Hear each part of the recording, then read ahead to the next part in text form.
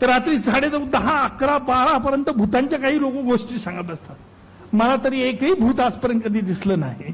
मीच भूतांना दिसत असेल तर माहित नाही. दुसऱ्या महायुद्धामध्ये गोबेल्स नावाचा एक अडॉल्फ हिटलरचा एक ब्रॉडकास्टिंग मिनिस्टर होता. या गोबेल्सचा एक प्रचार, गोबेल्स प्रचार हा एक माहिती असेल की tell a lie, repeat it 100%, 100 time, people would believe it. एक गोष्ट सांगा, 100 वेळा ती खोटी गोष्ट रेटून सांगा, लोकांचा विश्वास. सांगण्याचं तात्पर्य असं की तुम्ही ज्या वेळेला सोशल मीडियावरती ऍक्टिव्ह असतात तर तुम्ही देखील ही खात्री केली पाहिजे की आपण कोणाचं गोबेल्स प्रचाराला बळी पडत नाही ना. आज सोशल मीडियावरती good morning, good evening, good afternoon शिवाय काहीच नाही. एकच न्यूज सगळीकडे फॉरवर्डेड. काय ती न्यूज मध्ये तथ्य आहे की नाही, पण इतकी स्पर्धा लागते की सकाळी 5, 5:30 ला उठल्यावरती लोक फॉरवर्ड करत बसतात. हा फॉरवर्डिंगचा धंदा भरपूर जोरात झालेला आहे.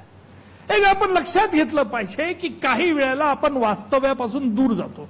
परमेश्वराने आपल्याला एक नैसर्गिक उपजत बुद्धी देणगी दिलेली आहे. ती देणगी अशी आहे की आम्हाला लॉजिकल इररेझिस्टिबल इन्फरन्स काढता येतं, डिडक्शन. आता लॉजिकल डिडक्शन म्हणजे कसं की आपण आपल्या बुद्धीने, तर्कबुद्धीने आपण म्हणू शकतो अरे असं घडलंय ना, मग आता असं होऊ शकतं. ही काढण्याची देवाने आपल्याला उपजत बुद्धी दिलेली आहे, प्रत्येकाला दिलेली आहे. परंतु बऱ्याचशा वेळेला आज आमचे तरुण तरुणी, पालक, वडील, आई त्यांच्या, हे सगळेजण सिरियल बघत असतात. आता सिरियल मराठी असो हिंदी असो, तुला पाहते रे, जर मराठी सिरियल तुम्ही बघत असाल तर तुमच्या लक्षात येईल.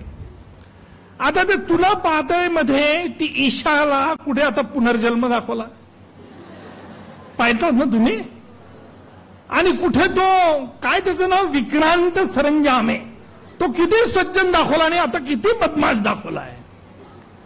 म्हणजे तुम्ही कुठलाही, तुम्ही तर्क एखाद्या सिरियल, कुठली सिरियल, मी एक तुम्हाला उदाहरण दिले सिरियलचं, हिंदी सिरियल असेल, मराठी सिरियल असेल, तुम्ही ती सिरियल बघताना गोष्ट की अरे याचा शेवट असा झाला पाहिजे, नाही, त्या डायरेक्टरला वेळ लागला असतो. तो ओळखतो की लोक, प्रेक्षक, श्रोते हे काय म्हणतील, असं झाला पाहिजे ना शेवट, मी असा नाही करणार, असा करेल, उलटा करेल. नेमका सांगण्याचं तात्पर्य असं की हे करमणुकीचं साधन होऊ शकत नाही.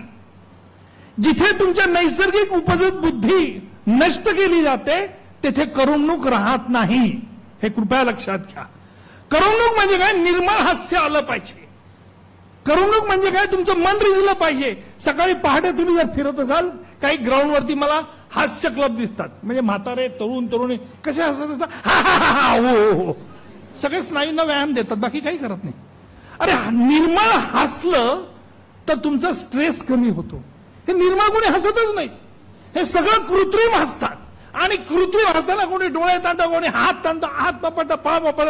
मी ते बघायला जातो कारण ते बघून मला निर्मळ हास्य येतं आणि त्या निर्मळ हास्याने माझा स्ट्रेस होतो. श्रीमंत ही परिस्थिती आहे, ही परिस्थिती आहे. तुम्हाला जर हसायचं असेल तर या अशा ग्राउंडमध्ये हास्य क्लब समोर जाऊन उभे राहा. त्यांचे तोंड, ते म्हातारे कोतारे असतात, पाय जात नाही तरी पाय उलटा करतील, वाकडा करतील. अरे कशाला एवढं रडपणा, तू स्नायूंना घरी जाऊन स्ट्रेचिंग कर ना बाबा. हे स्ट्रेचिंग गोष्ट, हे प्रॅक्टिकल सांगतो तुम्हाला. आणि म्हणून स्ट्रेस, प्रत्येक व्यक्तीला हा स्ट्रेस येत असतो, तुम्हालाही स्ट्रेस येईल. अपेक्षेचं ओझं असतं तुमच्यावरती. मला हे आई वडिलांनी हे सांगितलं, असं करायला सांगितलं, कॉलेजमध्ये हे सांगितलं, हे सकाळनी यंग एच्युअर्स मध्ये बोलून आम्हाला असं सांगितलं, तुम्ही असं झालं पाहिजे. मग सकाळ म्हणेल आम्ही तुमच्याकडे एवढं केलं, तुम्ही काय केलं. हे अपेक्षेचं ओझं तुमच्यावरती लागतंय, त्याच्यात स्ट्रेस, ताण तणाव हा येत असतो. आणि ह्या ताण तणावापासून तुम्हाला विरहित व्हायचं असेल तर निर्मळ मन तुम्ही ठेवलं पाहिजे. मनात तुम्हाला जेव्हा हास्याचं असेल तर तुम्ही हसण्याचे काही चित्रपट बघा, मराठी विनोदी नाटक बघा, परंतु निर्मळ अशा गोष्टी, उगीच गुंतागुंतीचं बघू नका. त्या भूताच्या काही सिरियल काही लोकांना आवडतात. काय ते भूत दिसत, भूत कुठे असतात का, काय ना भूताचे सिरियल बघत मी बघितलेलं आहे. तर रात्री 9:30, 10, 11, 12 पर्यंत भूतांच्या काही लोक गोष्टी सांगत असतात. मला तरी एकही भूत आजपर्यंत कधी दिसलं नाही. मीच भूतांना दिसत असेल तर माहित नाही. सांगण्याचं तात्पर्य असं की आज तुमच्या पुढे ही अनेक आव्हानं आहेत. मी जास्त काही वेळ घेत नाही.